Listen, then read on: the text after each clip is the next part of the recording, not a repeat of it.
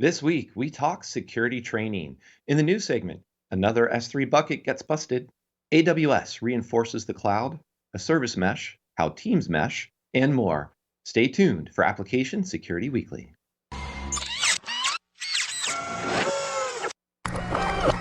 This is a Security Weekly production.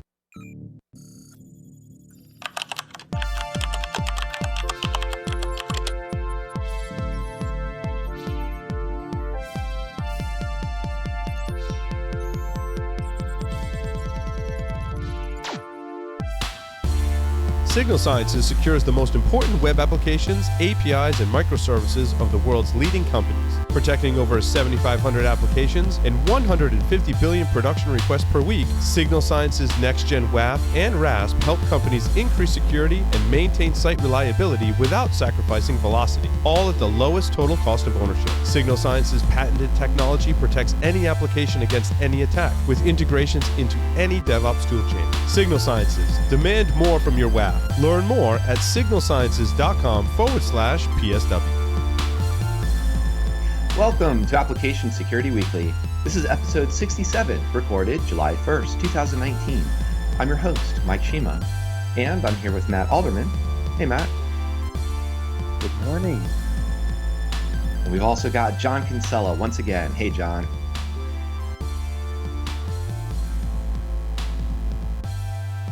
Register for our upcoming webcasts with Viavi and ISC Squared by going to securityweekly.com/webcasts.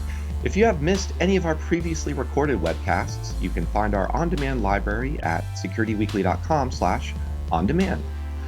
Security Weekly is returning to Vegas this August for Black Hat and DEF CON. If you would like to request a briefing or sponsor an interview on site at Black Hat, please go to securityweekly.com/booking.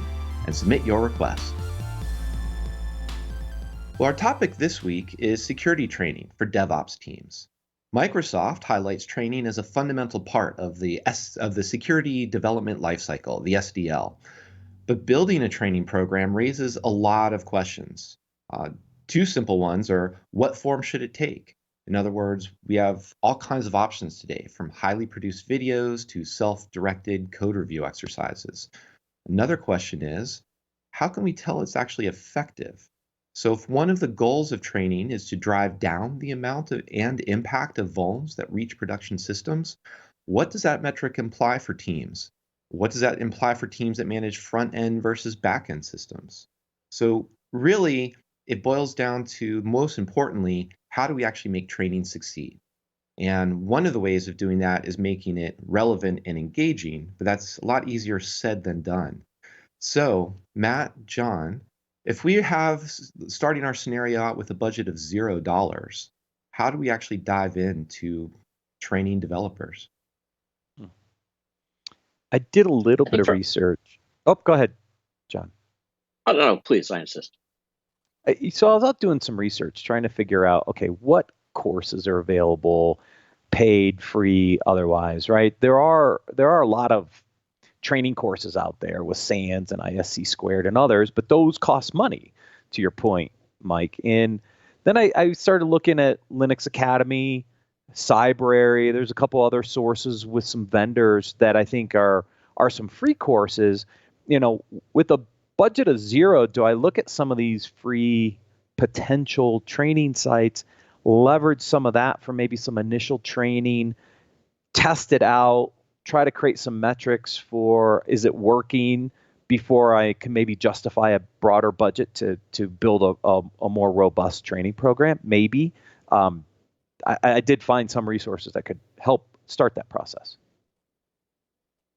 So the way I think about this, I look at this either from an operational point of view or training or all these type of things. The engineer in me comes out. I want to start with a baseline. What is the state of our AppSec process right now? You know, what are we trying to hit? Why are we looking to educate the developer? If we can somehow grab a free tool off the internet, do a single time scan, just to get a sense of what type of vulnerabilities do we have? Do we have a bunch? Is there SQL injection issues all over the, like when you look through the code, there's no comments in anything? I mean, some people might not think that's application security, but really, what's the sense of the what's the state of the application? How mature is that code base? And then I think really based off of that, then you can go, okay, can we do something for free? Can we look at Coursera courses? Maybe like a hackathon session on a end of the month, end of the quarter, see where we can fix some things and make things better. So I think but really, I think to really get going there, you start off talking about KPIs, Mike, that requires a level of maturity. Once again, right, to actually be able to measure, you have to have some sort of a baseline. So that's sort of the way I look at it. Start with something, with sort of a known place where things are, and then see how can you sort of knock off some of this low hanging fruit.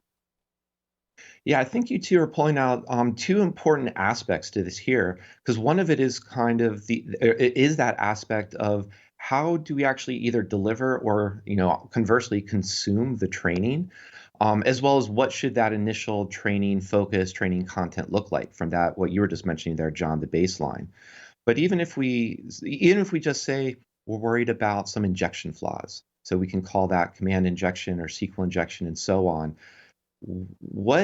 How when we start to build that program, is it really just, okay, developers, we went through, whether it's Linux Academy, Coursera, etc., Pentester Academy, all these other things. We found, 1 hour's 3 different videos, total of 3 hours worth of it. Go sit down and watch this. In my mind, that doesn't really sound like a necessarily successful way of diving into training, even if that content is free. Just saying, hey, developers, 3 hours of your time, go watch this, and then we're done. So how do we improve even just beyond that? Or, we're actually trying to design a program here, and John, you're calling out those KPIs. What are some of the next steps in actually on that delivery angle and engaging the DevOps team? So at least what I've seen, developers want to learn. They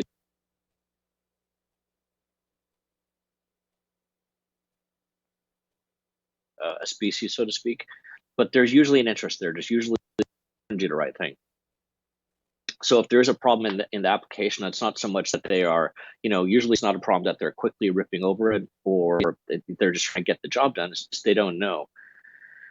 So the reason I'm saying that is I think even having a video helps to a degree, but I think then it comes to the type of person. A lot of it's like, I learn by doing. So you can show me videos or books or, put me in front of a whiteboard.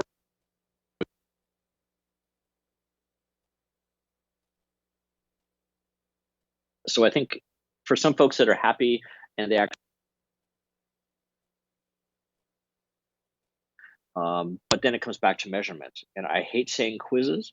So maybe, the question is, how can you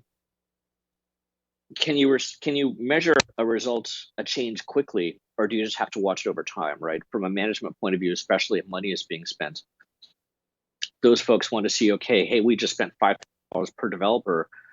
Where's my return, right? And so how quickly can we show what's coming on here? And I think you have to be able to be paid coming out of that as you look at code releases, maybe the next 2 or 3 releases. But yeah, it's you got to sort of start somewhere.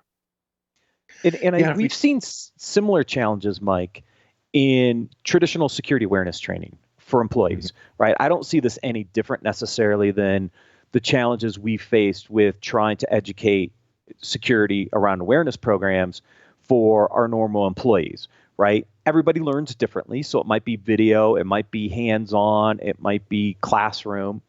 But I think the biggest challenge, and John hit on pieces of this, it's the reinforcement piece. Is a quiz enough to say, okay, I passed the quiz, but if I'm not getting that reinforcement as I'm coding, am I going to use the techniques or what I learned out of that course, right? And so when we look at security awareness companies, and we've talked to a few different ones across the different platforms, how do you integrate aspects of security in their normal daily lives that reinforces things that they learned in that course or that video or that something else? And if we can do that effectively, then I think we can build better code and get better metrics over time. But I'm not sure there's a quick win here. Yeah, I agree. I don't know that there's a quick win at all. And I like that tie into that general security awareness training as well, because one of the things that we look for is it's always nice to say the number of vulns have gone down, but that's a little bit of a trap since you don't necessarily know how many vulns exist in the first place. And it's more a matter of when I see it is have we improved the culture of that DevOps team to reach out to security or the behavior of that DevOps team to also even do things like run their own threat modeling exercises or start asking when they're in, whether it's a stand-ups or they're doing a sprint review, that question of, have you considered X? And just starting to see those types of questions come up as they are triggered from knowledge of this is what a SQL injection looks like. This is what a XML entity injection or looks like as well. When they start to have knowledge of that and seeing the quality of those conversations over time improve, to my mind, is a measure of success. The catch there is it's kind of hard to really quantify that. And you don't want to just turn it into here's a checklist and everybody has to ask a security related question in every sprint or something like that. But that's the thing to kind of be aware of and have a qualified observation as the team is changing. So hopefully this type of training is reinforcing and improving that behavior over time. Yeah, and this is where I think the security vendors can actually do some good here. If we think about the integration of the security activities and events that we're discovering during the pipeline, and it could be at the static side, it could be on the dynamic side, or somewhere in between. If we're bringing that data, integrating it back into the developer tools, and giving them explanation on why is this important and how to effectively remediate, that is also a reinforcing function. And the way that I think, if you're doing this right, that you potentially could look at improvement over time, Mike, is let's say we did some training, we've got our tools integrated together. So when I do a build, we see certain vulnerabilities coming up on the list. We see maybe certain misconfiguration settings as part of our normal process. And over time, we should see those go down as new builds are coming out, right? That would be a really successful integration of the security tools with your developer tools and potentially a way to measure build after build after build how you're doing in minimizing the number of vulnerabilities or misconfigurations, et cetera, that are getting introduced from the development teams. To me, that would be the best you could probably hope for. Yeah, and I like that approach too, because it's also that positive reinforcement as well. It's not saying that, oh, look, we just had a bug bounty report about SQL injection, and now this team, as punishment, you actually have to now go and take training. Now, it may actually be helpful and important to actually take that training, but positioning all of this security awareness and security education as like punishment after the fact, or that this team ran into a problem or even there was this problem in this team's code, maybe they inherited it, but another team doesn't have to take the training. That's one of the ways of avoiding this approach. I know of talking to some other product security teams.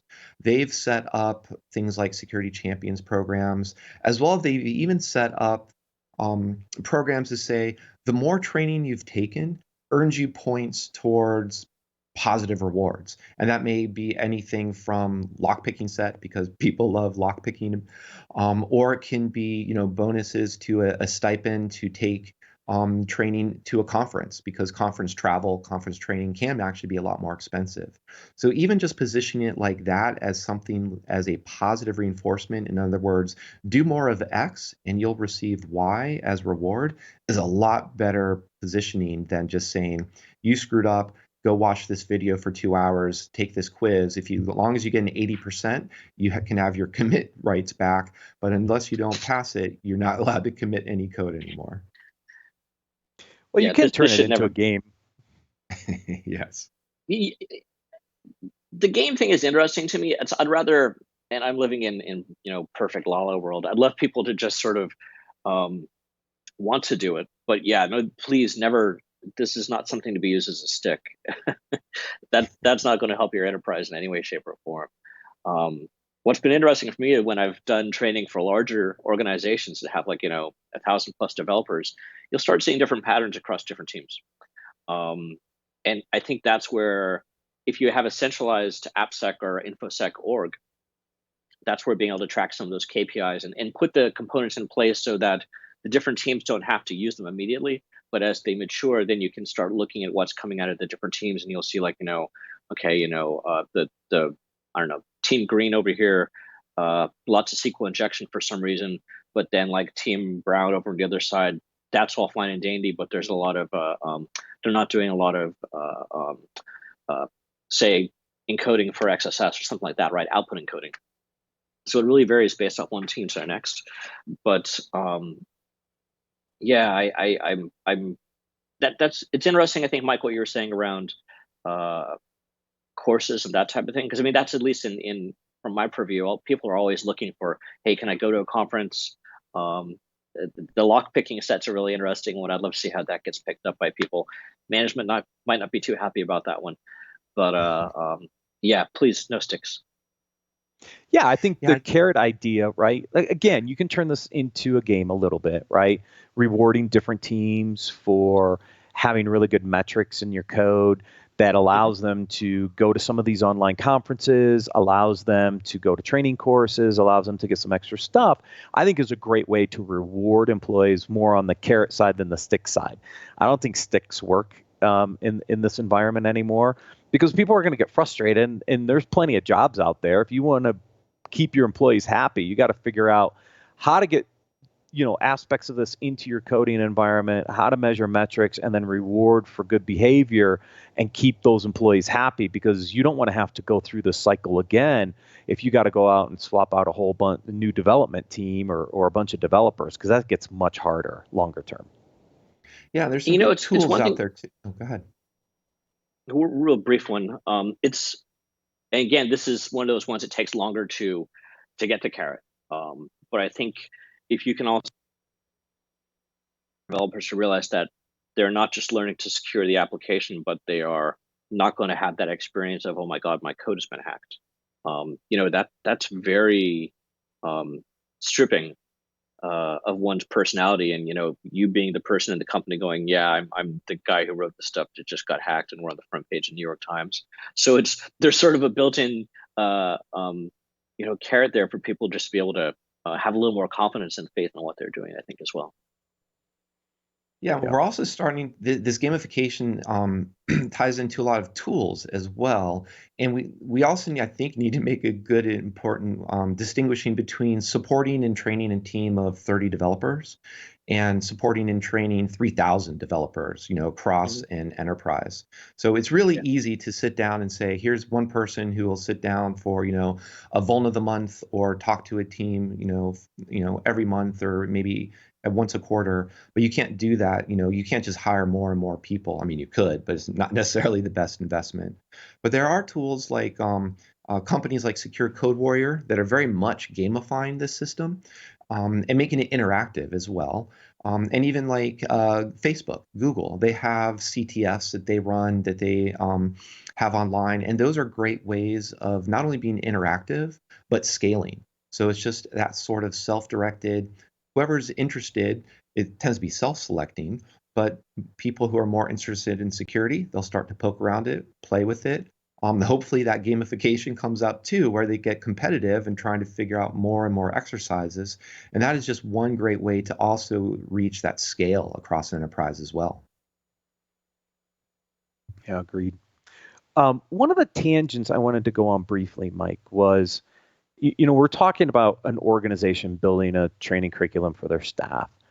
What if you're an individual and you want to learn on your own, or you're coming out of school and you're looking for degree programs, right? So it's part of this segment. I did a little more research, because one of the things I think is really important for the skill set gap that everybody keeps talking about, and I do believe we have part of a skill set gap, is where would young people, or where would people who are looking to change careers, where would they look? Where would they go to get some of these resources? And I talked about a few of them, right? Some are expensive, some aren't. And then there's degree programs. And I wanted to research who's doing a good job with cybersecurity at the university level. So I pulled some of that stuff and I wanted to share it back out with the audience a bit, because that takes it from the individual side versus the organization side. So let me start with universities, because I thought that was interesting. This is a report that came out in May of this year, so a month and a half ago, I think, like May 19th, and it rates the top university cybersecurity programs out there. And the list is interesting because there's a lot of engineering schools. Some you would think would have cybersecurity embedded in them. Actually, they do, but they're not necessarily rated in the top. So this report I thought was interesting. I can add this into the show notes at the end. University of Southern California, USC, Iowa State, and DePaul University were kind of the top 3 cybersecurity programs based on this report. But there were also some really other interesting universities on this list. George Mason, Northeastern, which is up in Boston, Nova Southeastern down in Fort Lauderdale, University at Buffalo up in New York, University of Houston, University of Maryland, and the University of Texas at San Antonio are kind of that top 10 cybersecurity program list. So if you're young and you're looking for a cybersecurity degree that might cross over into coding and some other things, these are some potentially interesting programs to look at. I know here in Colorado, University of Colorado, Colorado Springs has a program. Obviously, the Air Force Academy has a cybersecurity program as part of their computer engineering. They're not on this top 10 list, but I thought that was an interesting starting point for the education side. Yeah, those are great. And I'm trying to. There's also a I think at least on the East Coast, there's a group of collegiate cyber defense competition, and that is you reminded me about it with talking about University of Maryland. So there's also intercollegiate groups, and I'm trying to find the specific title for it. But I think we can grab a search engine and find it. But these are ways of also adding that practical skills, in addition to, basically that doing of playing those red team, blue team exercises that build on top of course material and fundamentals that you're learning about. And I think and one other thing, as you were saying, that is, as you're starting out, what are the resources available? Listing those great university courses. I know also there's a lot of the military institutions. West Point has cybersecurity programs in it. Air Force does a lot of that as well. So if those are options and that appeal to you, in addition. And the other thing I was going to mention too, even just like Heroku, AWS, Google, you can actually get, free access to spin up small services and just actually, start playing with them. And the doing of setting up and doing, think of this in terms of whether we're talking about security training for developers or, importantly, developer training for security professionals. Those are both equally important. And we've been talking about security training, but knowing just how to write code and how systems are put together is a great step towards actually doing, gaining the skills to get into industry or even shift industries as well. Yeah. There, in the high school ranks, it's the CyberPatriot Program. So there are high school competitions in the CyberPatriot Program. I know Jack, our intern on the development side that we've talked about a little bit, he actually participated in the Rhode Island CyberPatriot Program. I think they won the finals, actually. I think their team is pretty awesome, actually, and have gotten access to some of the defense side's cyber range, right? I mean, these are kids in high school that are learning this kind of stuff. So there's programs at the high school level, there's programs at the collegiate level that would prepare anybody coming into this industry to actually get a lot more hands-on, not only with coding, but cybersecurity and how those two come together. I think those are great programs for anybody looking to come into our space. Yeah, those are fantastic programs, and especially in addition, for those who are interested in just that self-directed learning, there are plenty of conference videos from everything from Black Hat to lots of B-sides and so on that you can consume. Now, the catch there is that videos can sometimes be longer to consume than just reading a blog post or reading through slides, and it can be a little hit and miss on quality. but there's also just a lot out there to follow what are the topics people are talking about, and basically dive in to say, oh, well, SQL injection may be pretty interesting, but it may be a little bit passe, and everybody just runs SQL map anyway 90% of the time.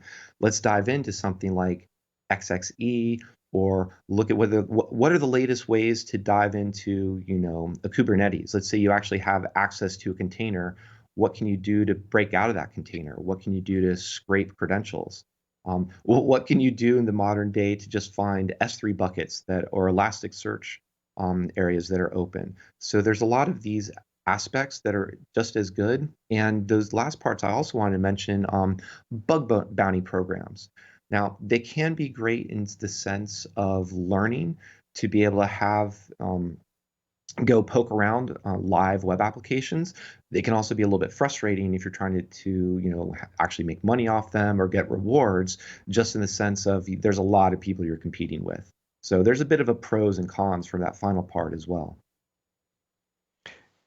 Yeah. Thank you. Bug bounties are always interesting stuff. The bug bounties are fun. I mean, don't go looking at those to make your living, right? There was an article, I don't know, some of the last few weeks talking about some of the top guys in the bounty programs are making a full-time living at that. But leave the money aspect of it for now and just go play. But if you really want to play, and Mike, I think you just mentioned you're talking about free access on any of the big cloud providers. Go ahead, set yourself up a web server or some sort of little application. Grab Tomcat from a year or two ago, or maybe a version of Drupal or WordPress that's more than 6 months old. Make sure you turn off all your firewalls. Make sure your database is on that machine as well. And just wait about 10, 15 minutes or maybe a few hours, and just see what happens. But not just, I look, I was compromised in an hour here, but then go back and try to figure out what did they do? How did they do it? Learn through that, look through your logs, see if you can stop it from happening again, right? Rebuild a box, put it back out there, go, put a web page up, you're not going to break in this time. And just keep playing with that. And I think that's, at least for some folks out there, it'll give you a sense of what drew me into security, which is that cat versus mouse game. And that'll sort of start pushing you to see what you can do to keep the bad guys out.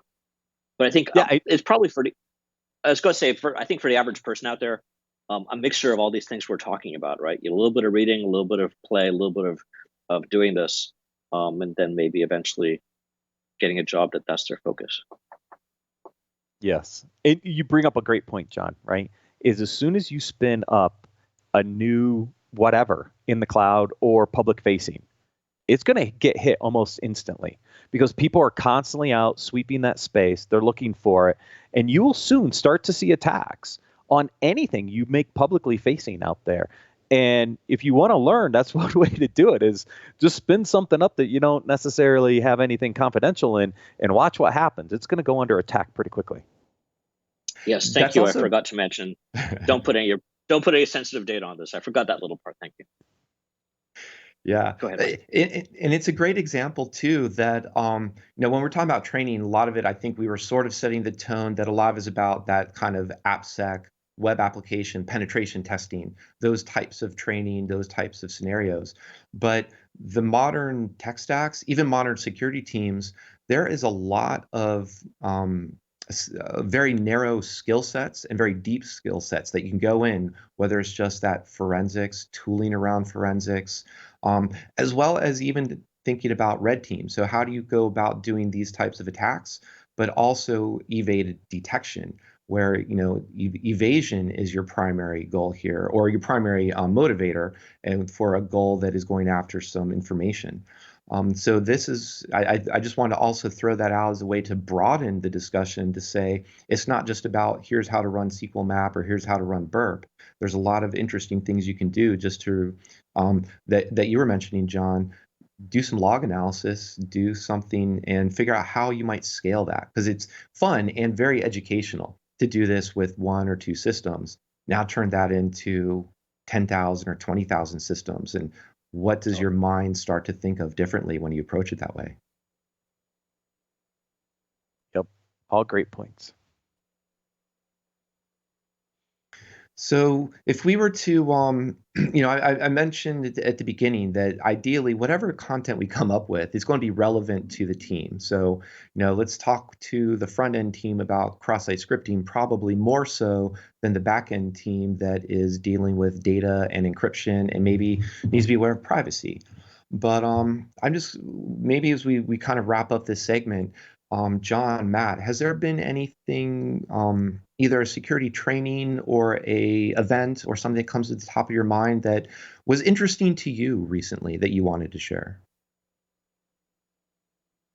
Well, I did go out to KubeCon, in Barcelona, and I think there, when you go to those types of events, there are some great discussions, right? Not everybody has the opportunity to go to some of those events. KubeCon in San Diego will be in November this year for anybody who's local that wants to go. I think there's great content that comes out of those shows, personally, because I think you bring in some of the thought leaders and experts in the space, and you can learn a lot from those events. I think you'll see that at Black Hat and DEF CON again this year. And so the conferences, is where I see a lot of that activity, not really from a training perspective. Like I said, there's lots of different sources. SANS has got courses, but they can get expensive. But there are some free courses out there that you can definitely look at and find if you can't get to one of those conferences. I think the best training at those conferences is the hallway track. And it takes a little bit of, especially in our industry, we've got a lot of people who aren't too, social, but it takes the ability to, go and talk to someone else and say, hey, what are you doing? What are you working on? I'm thinking about getting into security. Any ideas where I should start? Or, ask that question that, Mike just asked us. One of the more interesting ones I've heard in the last few weeks, and I can't remember which conference this is at. There's so many, sorry. But I was talking to not a customer, just someone out there I was yapping with, and they were experimenting with something at their company where they're now, when they do their training, they train very specifically on a single, I'll say, type of vulnerability. So this month we're going to focus on cross-site scripting and just go through our code base and look for those type of things. Maybe next month we're doing, I keep talking about cross-site scripting and SQL injection. So say injection attacks, they're the one close to our heart. But going through a month-by-month basis. But I wouldn't have heard of that if I was watching videos or going to talks. It was really just someone I was talking to. I'm like, okay, I still haven't fully processed what I thought about that particular idea, but we're all unique human beings and we all have some interesting stuff to talk about. So go out there and just talk to folks. Oh, that's great. And I think I would just add all the B-sides. So B-sides and OWASP chapters are all over the place. And those can be great ways to build up those personal relationships that you guys were just mentioning, because there's a lot of good richness of just what are you working on? Like what interests you? Tell me about that a little bit more. And it's a great way to learn from others, as well as we also have a nice world now that has a fantastic amount of open source tools. Now, some of them may be projects that are just started and never finished. Some of them may be really small, some of them really big. But those are also great ways to contribute because you'll learn a lot about the programming side of things, as well as why does this tool exist? In other words, what's this problem solving? I want to learn more about that problem, and then just stepping from there and there and there and so on. Yeah, lots of good open source out there these days. And even with the open source, I mean, there's no problem with either the small or the big one, right? If you go out to a small project, there's a better chance they're going to take anything you do as appreciative help, even if it's just asking you a question, versus if you go over to the big project and you start comparing those two, and definitely look at a few, you'll start asking yourself, or hopefully other people, why did you guys do the security setup this way? Or why do you not have a announcements page? Or all, any question along this, like when you look at 2 or 3 different projects, gives you a chance to learn and explore. Absolutely. Well, I think hopefully this segment is going to earn somebody some credits for their training exercises, and we hope that everyone was found this also relevant and engaging and informative for however they're trying to build up or mature the security training program they have. What we're going to do now is take a quick break, and then we're going to return with news of the week.